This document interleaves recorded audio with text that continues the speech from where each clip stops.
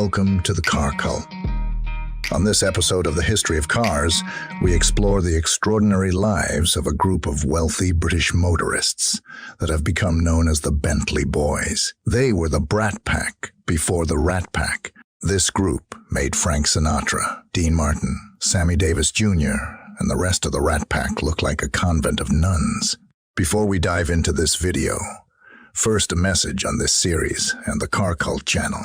On the Car Cult channel, we are hoping to bring regular shows to you, our viewers, on all that is happening in the car world, whether it is new car announcements, car culture, or car-related entertainment in video games, or at the movies. This is your one place for everything to do with cars. In the History of Cars series, we will be exploring the nearly 200 years of the motor car. We will be diving into how the invention of the motor car changed the course of history and how it left an indelible mark on human civilization. So buckle up for some of the most fascinating stories that the motor world and history has to offer. Chapter 1. The Original Bentley Boy. Before the term Bentley Boys gained notoriety, there was one Walter Owen Bentley who would found a sports car manufacturer in his name in 1919. Born in 1888, W.O. Bentley would have a passion for motion from an early age.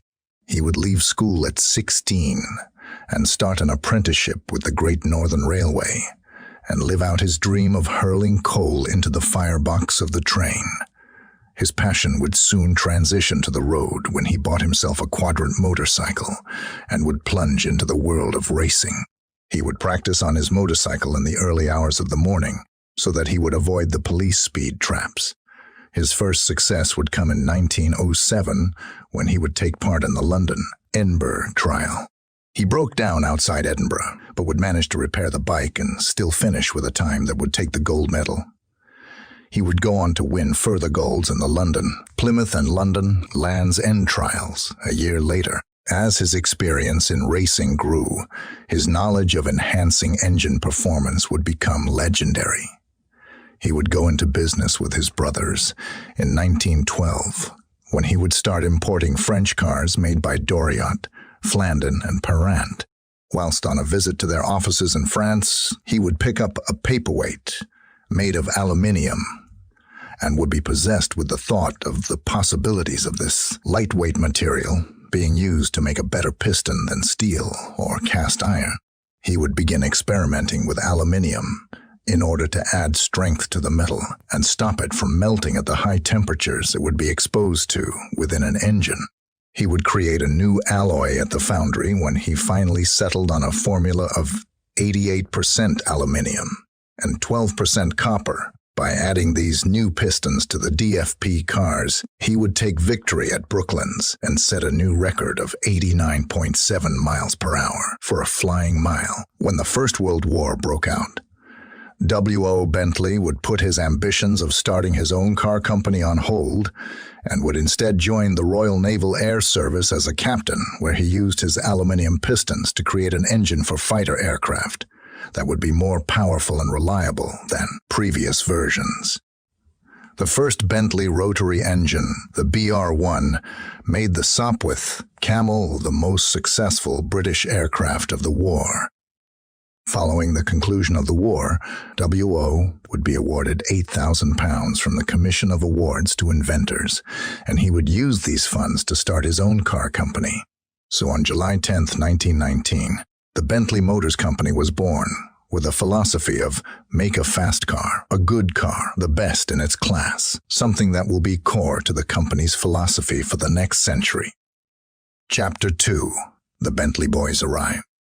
In the 1920s and 30s, the Bentley Motor Company's racing credentials would reach a new pinnacle thanks to a group of wealthy men who would become known as the Bentley Boys. This group of extraordinary playboys, racers, and adventurers would achieve worldwide notoriety. They would inspire a whole generation of racers with their passion for driving and deep love of a challenge. W.O. himself would describe the influence of the Bentley Boys on the Bentley Motor Company as, "I don't think many companies can have built up during such a short period, a comparable font of legend and myth, story and anecdote. The company's activities attracted the public's fancy and added a touch of color, of vicarious glamour and excitement to drab lives.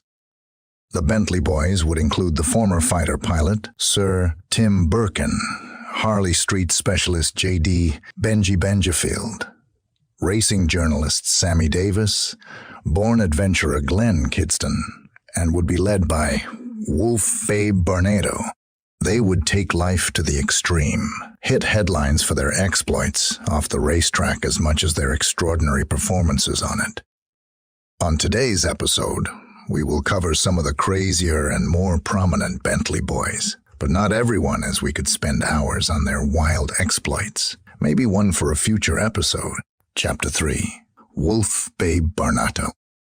The leader of the group, Woolf Barnato, was a British financier and racing driver. Born in 1895 in London, he was the youngest son of Barney Barnato and Fanny Bees. The family fortune would be made as a landlord in South African diamond and gold mining. When Woolf was 2 years old, his father would die during a sea crossing from South Africa to London. The official report would state it was suicide as a result of death by drowning while temporarily insane. Woolf went on to inherit his father's fortune. Woolf would receive a further inheritance when Woolf Barnato Joel, his relative from the Joel family and another South African mining magnate, was murdered in 1898. Woolf was educated at Trinity College in Cambridge. But it wasn't academia that was his passion. Instead, he would seek the thrill of various sports at a young age. He immersed himself in the sport, practiced endlessly, and took lessons from the very best tutors. This desire to excel would see him collect prizes for motorboat racing by using a Bentley-powered boat called Ardenrun 5, which was named after his house, where he bred horses. Woolf became a strong swimmer, had a good amateur boxing career, and also played tennis to a semi-professional standard. During World War I, he served as an officer in the Royal Field Artillery Division of the British Army, with overseas campaigns in France, Egypt, and Palestine, and attained the rank of captain during the latter stages of the war. During the course of the war, he broke off his business ties with the Joel's family, resulting in a long legal dispute in South Africa. Following the settlement of the case, he went on to play first-class cricket for Surrey County Cricket Club as a wicket-keeper between 1928 and 1930. A few years before his budding cricket career, Woolf purchased his first Bentley, a 3-liter, which he would win numerous Brooklands races in. Only 12 months later, he purchased the Bentley Motor Company itself. The Bentley business had been underfunded for a long time, and yet through the exploits of the likes of John Duff and Frank Clement, would win the Le Mans 24 Hours race in 1924. Woolf invested an initial amount of £100,000, which saved the business and its workforce from being laid off. The business was reorganized, creditors were paid off, and Woolf became controlling shareholder of the company and its new chairman. Woolf then injected further funds into the company in 1927 and again in 1928 and 1929. With this financial backing, WO was able to design and build a new generation of cars that elevated the brand to new heights. The first of these cars was the 6-cylinder, 6.5-liter that was to morph into the epic Bentley Speed 6.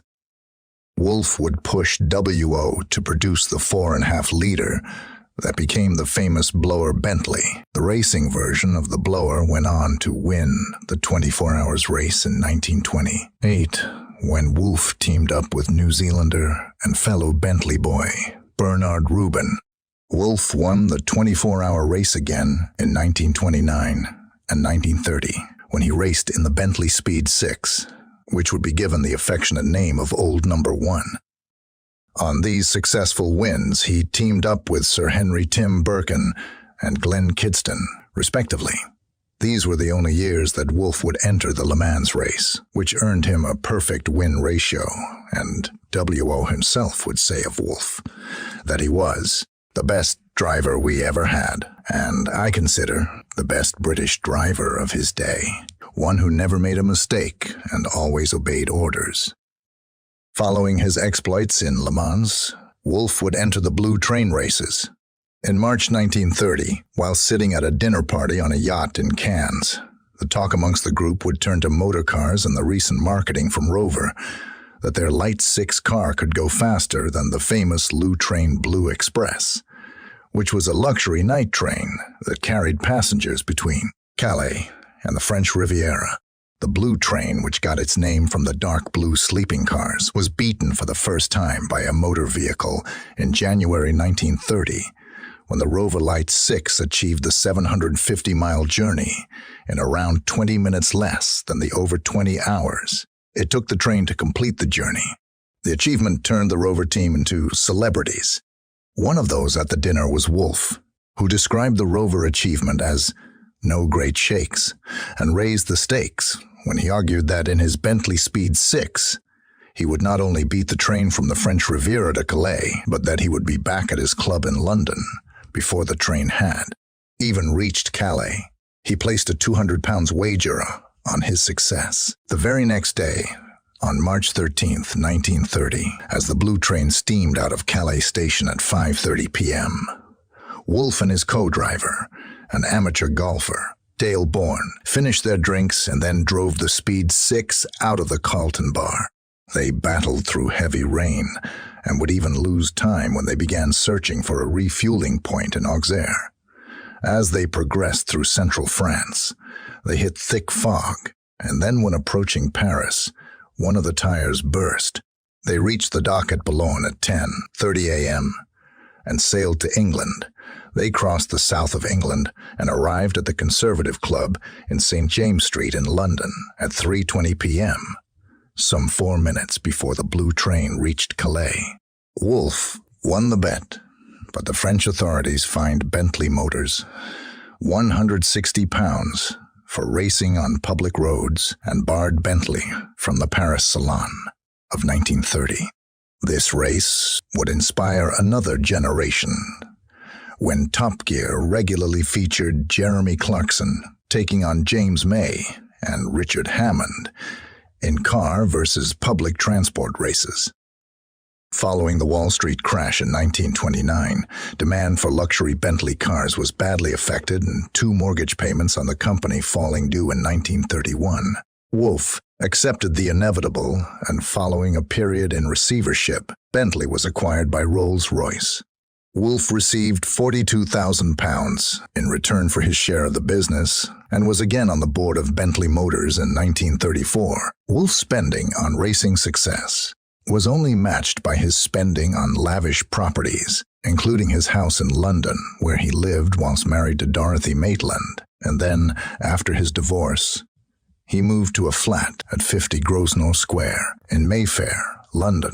A number of the other Bentley boys would have flats of their own in the same block, and with the amount of Bentleys parked there, the local taxi drivers would dub it Bentley's Corner. He also owned a country house in Surrey named Arden Run Place, which was where Woolf threw lavish champagne-fueled motor racing parties with his friends until it was destroyed in a fire in 1933.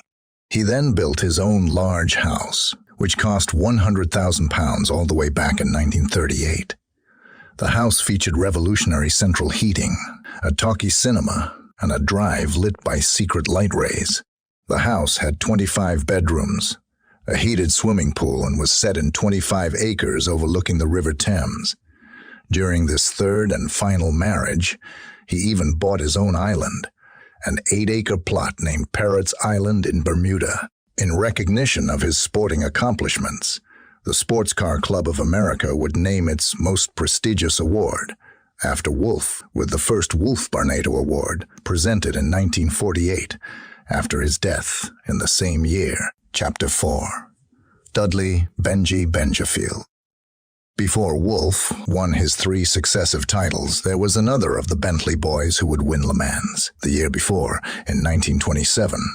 Dudley Benjafield, who was given the nickname Benji by his friends, was a British medical doctor and racing driver. He was born in London in 1887 and would receive his medical doctorate at University College Hospital, where he specialized in bacteriology and used his expertise when he served in Egypt during World War I and later in combating the Great Flu epidemic of 1918. He developed a passion for motorsports, first in boating and then motor vehicles. Following the destruction of his motorboat, he would purchase a Bentley 3-liter and started racing in 1924. His early success led him to being offered a company racer at the request of WOO. He was regarded as the most modest, thoughtful, and deceptively skillful member of the Bentley Boys.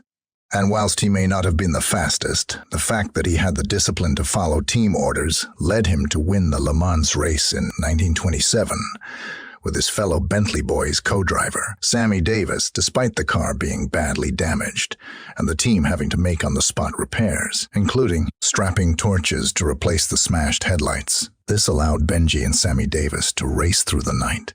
At the Savoy celebration dinner, the toast to someone who should be present was proposed as the battle-scarred Bentley, known as Old Number 7, was wheeled into the dining room as the guest of honor.